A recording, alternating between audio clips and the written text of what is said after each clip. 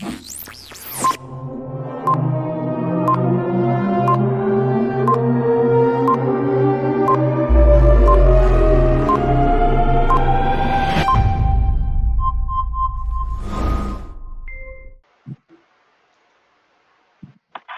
buenos días, somos estudiantes de la Universidad del Noreste, Escuela del Dr. José Sierra Flores. Cursamos la carrera de licenciatura en médico cirujano.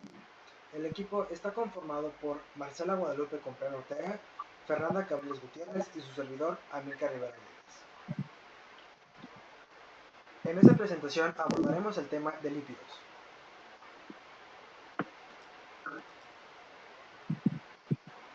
Vamos a empezar con el tema en una introducción de lípidos ya mencionado.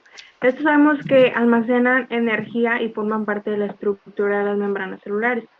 Los lípidos del organismo se hallan en un estado dinámico, produciéndose constantemente variaciones en su composición que van a depender del metabolismo celular. Estos son oxidados para obtener energía, usados para la síntesis de constituyentes esenciales de los tejidos y almacenados como sustancias de reserva en el tejido adiposo. Están conformados de cadenas con enlaces denominados de diferente manera. Estos pueden presentarse en dos formas isoméricas y estos mismos enlaces producen características en los ácidos grasos y el metabolismo se relaciona con la forma directa con el metabolismo de los carbohidratos.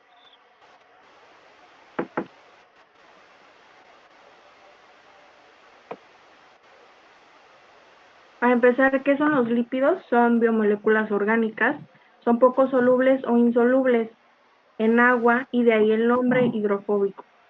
Los podemos encontrar en nuestro organismo y se disuelven en solventes apolares. Esto quiere decir que carecen de un polo positivo y negativo, tienen la función de atraer electrones.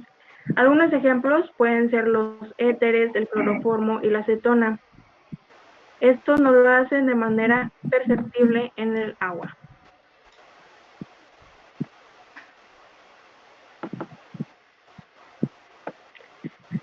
Cumplen con diversas funciones y ocupan múltiples maneras. Son los nutrientes que más almacenan energía y que la producen, y es un nutriente de reserva y su principal almacenamiento es el tejido adiposo. Muchas de estas moléculas lipídicas son componentes estructurales importantes de las membranas celulares. Otro tipo serían las grasas y los aceites, que son almacenes de energía eficientes, como por ejemplo los fosfolípidos o el colesterol. Otras clases de moléculas lipídicas son usadas como señales químicas, vitaminas, como por ejemplo la vitamina D, E o K, o pigmentos, que en este caso podría ser el carotenoides, que este tiene la función de la coloración de alimentos vegetales o animales, y las que se encuentran en cubiertas externas de varios organismos que tienen funciones protectoras o permeables, como por ejemplo la cera. Vamos a empezar con las clases de lípidos. Primeramente, los ácidos grasos.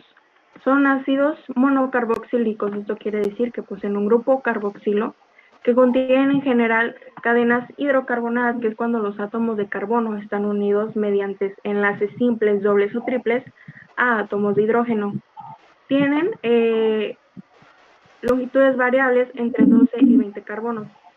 Ahí se puede observar la estructura de los ácidos grasos, que son formados por un hidrocarburo de cadena larga y covalentemente a un grupo carboxilato. El lípido que se muestra es el ácido láurico, un ácido graso saturado de 12 carbonos. Se encuentran en primera instancia en los triacilgliceroles. ¿Qué son los triacilgliceroles? Son acilgliceroles unidos con 3 moléculas de ácidos grasos y en numerosas clases de moléculas lipídicas unidas a las membranas. Bueno, la mayor parte de los ácidos grasos naturales poseen un número par de átomos de carbono que forman cadenas sin ramificaciones. Los ácidos grasos se dividen en dos partes, que son los saturados y los insaturados. Los saturados son aquellos con enlaces sencillos de carbono, mientras que los saturados son aquellos que contienen uno o varios enlaces. En esta tabla podemos observar la estructura y las aberraturas de algunos ejemplos de ácidos grasos. Encontramos los ácidos grasos saturados, un ejemplo es el ácido mirístico. Podemos ver su estructura y su abreviatura. Esto significa que tiene la presencia de 14 carbonos y no existe un doble enlace. Un ejemplo de un ácido graso insaturado es el ácido palmitoleico.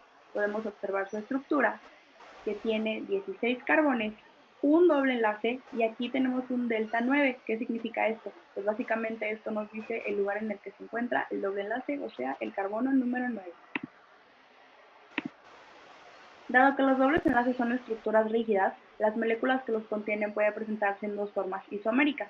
Primeramente, que son los isómeros. Bueno, los isómeros son aquellos compuestos diferentes que poseen la misma composición química, es decir, el mismo número y tipos de átomos, por consiguiente las mismas fórmulas moleculares pero con estructura diferente.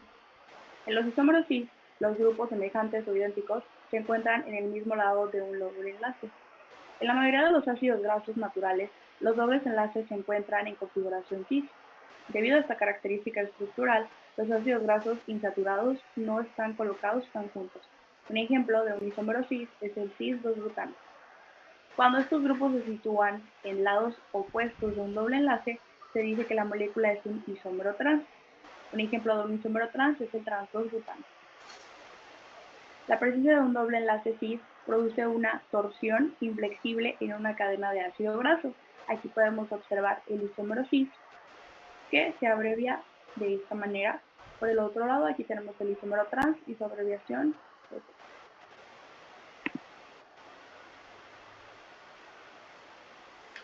Los ácidos grasos. Los ácidos grasos se clasifican conforme a la posición del primer doble enlace. En respecto al extremo terminal metilo omega, por ejemplo, los ácidos linoleico y el ácido alfa-linoleico son los ácidos grasos que se denominan en polisacáridos. Cuando poseen más de un doble enlace entre sus carbonos y generalmente son separados por un grupo metilo, por otro lado, los ácidos grasos más abundantes en los seres vivos es el ácido oleico. Los dobles enlaces sucesivos siempre están separados por 3 carbonos de distancia. Resulta que los dobles enlaces trans de los ácidos grasos tienen estructuras tridimensionales, semejantes a los ácidos grasos. Los organismos como vegetales y bacterias pueden sintetizar todos los ácidos grasos que requieren a partir de una acetilcoenzima A. Es la enzima más importante para la regulación del metabolismo del ácido graso.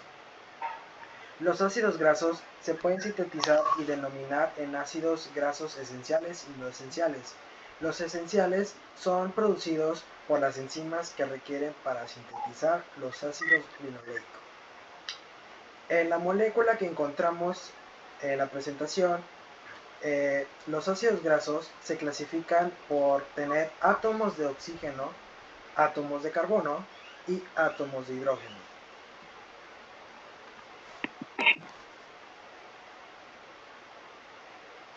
El ácido linoleico. Si bien los efectos metabólicos del ácido linoleico son muy diversos, los más característicos son los efectos sobre la composición y el peso corporal. La principal fuente natural del ácido linoleico son producidos por los cárneos y los grasos y los lactantes. El efecto de los beneficios del ácido linoleico atribuyen principalmente a los isómeros.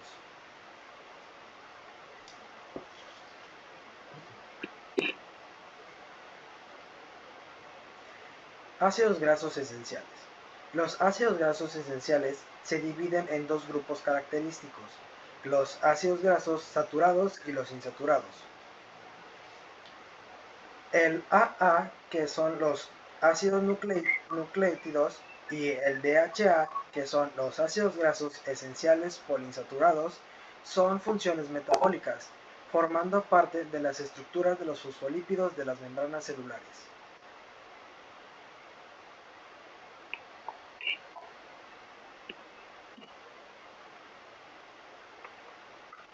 Dado lo que se vio en la presentación y lo que se explicó, llegamos a la conclusión que los lípidos funcionan principalmente como almacenamiento de energía y aportación de calorías.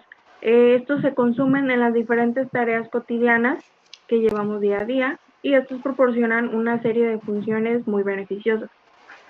Entre sus funciones principales se encuentran de reserva, estructural, biocatalizadora y transportadora. Los lípidos se caracterizan por ser hidrófobos. Son sustancias de composición química variable, son energéticos y particularmente las grasas se usan mayormente para aportar energía al organismo. Absorben algunas vitaminas como las liposolubles. Las vitaminas liposolubles son la A, la D, la E y la K. Estas son las que se disuelven en grasas y aceites. Y por último, muy importante también, en la síntesis de hormonas. También forman parte de la membrana celular y parte de alrededor de los nervios. También la membrana celular regula el transporte de sustancias entre cuando salen y cuando entran de la célula. Muchas gracias por la atención prestada. Esto es todo de nuestra parte. Saludos.